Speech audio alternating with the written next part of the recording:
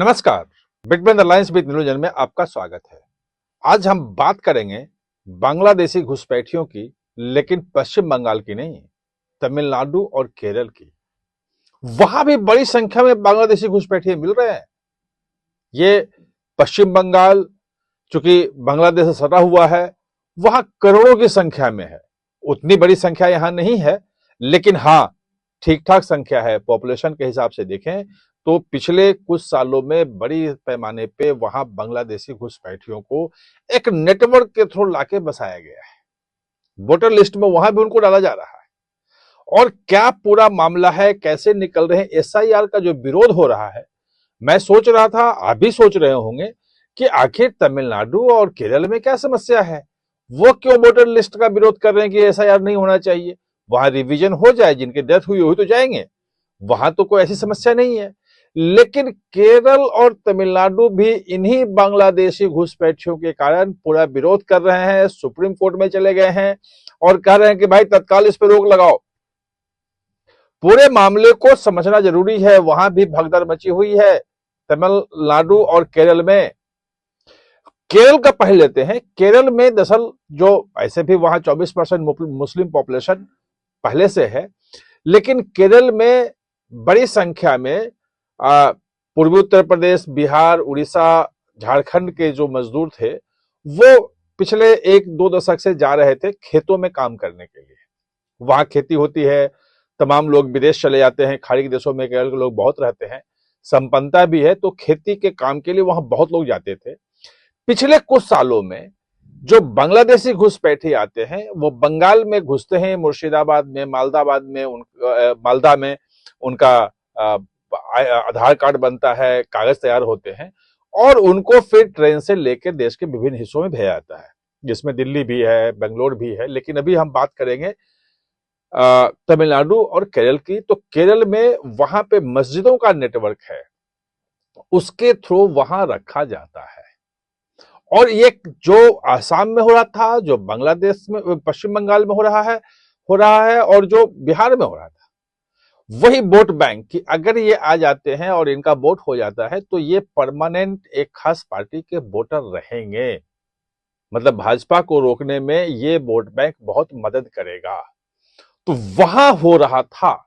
और ये कोई मैं हवा में बात नहीं कर रहा हूं। केरल में, केरल का अपना जो एर्नाकुलम ग्रामीण पुलिस है और उनका जो एटीएस है, उसने इसी साल फरवरी में 2025 में, इसी साल ऑपरेशन क्लीन चलाया था। जैसे ऑपरेशन क्लीन जो चुनाव आयोग कह रहा है कि हम वोटर लिस्ट को क्लीन कर रहे हैं, ऐसा तो वैसे ऑपरेशन क्लीन चलाया था और 27 बांग्लादेशी घुसपैठियों को गिरफ्तार किया था। ये ऑन रिकॉर्ड है। ये ऑन रिकॉर्ड है कि इतने जो हैं वो बांग्लादेशी घुसपैठिए थे जो पकड़े गए थे और वहीं के लोग पकड़े थे। तो इसका मतलब आपको क्लियर हो गया कि केरल में भी बांग्लादेशी घुसपैठियों की समस्या है। वो बहुत पीछे चल रहा है। लोगों को ये कहा जा रहा है कि सरकार आपकी है, यहाँ पे सब कुछ नहीं कर पाएंगे, हम सुप्रीम कोर्ट से रुकवा रहे हैं।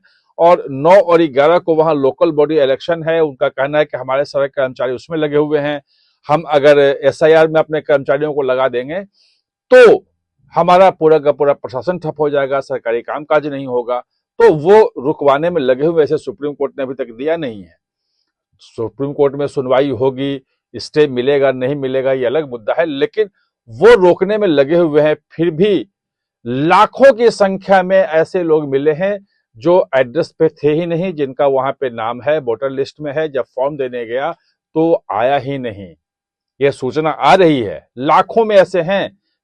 4 लाख हो सकते हैं, 5 लाख होते हैं, 10 लाख भी हो सकते हैं। छोटा स्टेट है, 3 करोड़ तो वोटर है वहां पे। तो ये एक चीज वहां पे लगभग सामने आ रही है। दूसरा तमिलनाडु का, मतलब तमिलनाडु में खास तौर पे कि जिसका विरोध कर रहे हैं हिंदी का, और बिहार के लोग कहते थे कि हमारे यहाँ गटर साफ करने वाले हैं, बिहारी को हिंदी को वहां पे प्रतिबंधित कर रहे हैं कि हिंदी यहाँ पे नहीं चलेगी, यहाँ पे सिर्फ तमिल चलेगा। और उत्तर भारत विरोध का किया हुआ है। वहां बड़ी संख्या में बांग्लादेशी हैं और उनका पूरा का पूरा एक बेल्ट बन गया है।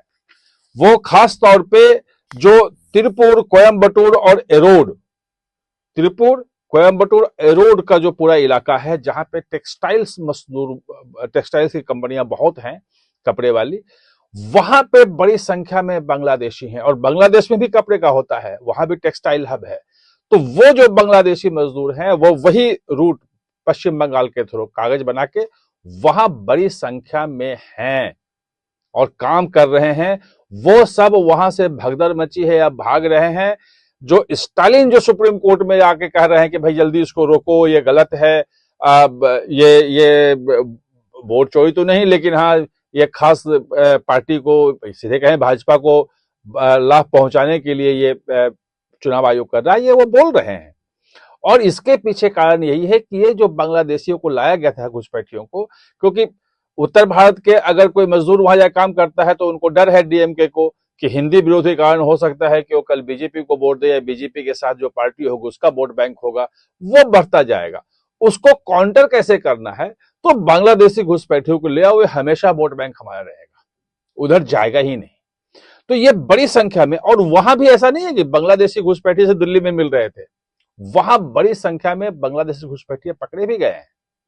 इस साल का ही मैं देता हूं आपको, इस साल का ही आप देख लीजिए कि जनवरी 2025 में तमिलनाडु का ही कोयम्बटूर एटीएस जो है वो त्रिपुर में सर्च किया था रात में, और 21 बांग्लादेशी मिले थे, वहां पे गिरफ्तार किया था। ट्रेन से वही पश्चिम बंगाल के रास्ते वहां पहुंचे थे और वहां रह रहे थे। जून 25 को तिरुपुर पुलिस ने 26 बांग्लादेशियों को अरेस्ट किया था, 26 को किया था अरेस्ट, और जून महीने में 4 और अरेस्ट किया था वहीं तिरुपुर में। चेन्नई क्षेत्र में भी गिरफ्तार हुआ था। और दिल्ली पुलिस जो है, वो दिल्ली पुलिस ने तमिलनाडु में छापा मारा था। स्पेसिफिक जानकारी थी कि यहां बांग्लादेशी घुसपैठिए हैं, सेंट्रल एजेंसी ने बताया होगा, और वहां 33 बांग्लादेशी घुसपैठियों को गिरफ्तार किया था। इस साल अप्रैल में मद्रास हाईकोर्ट में सुनवाई थी, उनके पास एजेंसियों के इनपुट होगा, जो डाटा आया था उसके हिसाब से 46,000 से ज्यादा लोग ऐसे थे जिसमें विदेशी पाकिस्तानी भी हैं, बांग्लादेशी भी हैं, म्यांमार के यानी रोहिंग्या भी होंगे, जो वीजा लेके आए थे, यानी कि वीजा लेके वहां पहुंचे और ओवर स्टे कर लौटे ही नहीं, वापस गए ही नहीं, वहीं पे सब कागज वागज सब बनवा लिया, वहीं पे वोटर बन गए, सब कुछ हो गया। ये घटना मुझे ध्यान आया कि अभी कुछ दिन पहले अखबार में खबर आई थी पश्चिम बंगाल से कि कलकत्ता में 6 लोगों का परिवार ऐसा मिला जो मेडिकल वीजा पे आया था 10 साल पहले इलाज करवाने के लिए, इलाज करवाया, फिर यहीं पे ठीक होकर के यहीं पे उसने अपना आधार और राशन कार्ड और सब बनवाया और यही रह रहा था। अब जब एसआईआर होने लगा तो यहां से जब भागा और वो जब पता चला, लोगों ने पूछा, बोला कि हम तो 10 साल पहले आए थे। ऐसी ऐसी चीजें सामने आ रही है जो आप देख रहे हैं कि इतना तीखा विरोध तमिलनाडु और केरल का हो रहा है। वो इसलिए हो रहा है कि एक पूरे सुनियोजित नेटवर्क से वहां पहुंचा है। 12 राज्यों में हो रहे हैं एसआईआर। सिर्फ पश्चिम बंगाल, तमिलनाडु और केरल का विरोध क्यों? बाकी राज्य एसआईआर का विरोध क्यों नहीं कर रहे हैं? उनको भी करना चाहिए कि अगर उनके यहां भी गलत ढंग से वोटर कट रहे हैं, सब कुछ हो रहा है और बांग्लादेशी पकड़े जा रहे हैं। वहां उड़ीसा से खबरें आ रही हैं, वहां पकड़े जा रहे हैं, राजस्थान में वहां क्रैकडाउन हो रहा है, वहां भी बांग्लादेशी मिल रहे हैं।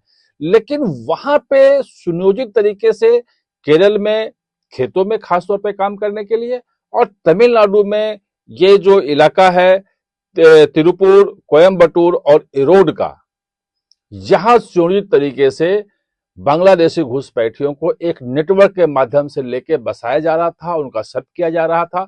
अब वो सब बिलबिला के वापस भाग रहे हैं कि भाई हम नाम नहीं आएगा तो क्या करेंगे, उनको रोकने की कोशिश में है और समझाया जा रहा है कि सुप्रीम कोर्ट से हम इसको रुकवा लेंगे।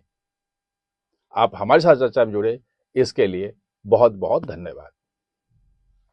और हाँ, चैनल को सब्सक्राइब करना न भूलें, इसका बेल आइकन दबाएं ताकि नया वीडियो कोई भी आए तो उसका नोटिफिकेशन समय पे